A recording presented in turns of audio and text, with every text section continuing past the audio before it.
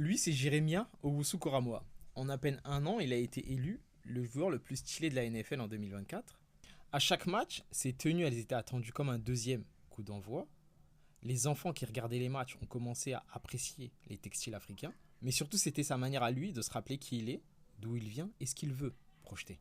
Ce qui est intéressant aussi, c'est pas juste le fait qu'il ait porté des textiles africains, mais comment il l'a fait.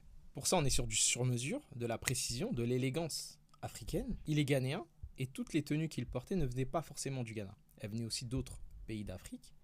Il était donc dans une démarche panafricaine, donc une pensée construite et incarnée. En fait, il porte pas que des vêtements. Il projette un récit, une mémoire, un héritage. Son arrivée, elle était attendue dans le tunnel et à chaque fois, il réussissait à surprendre.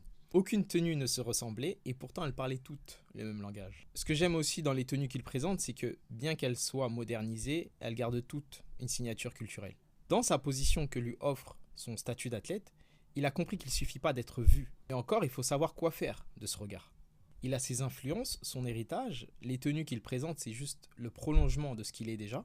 Qu'importe l'esthétique du style que tu portes, je trouve qu'il y a toujours un supplément d'âme quand c'est fait dans ce sens-là. C'est-à-dire que c'est fait de l'intérieur vers l'extérieur. C'est pas quelque chose qui se voit mais qui se ressent.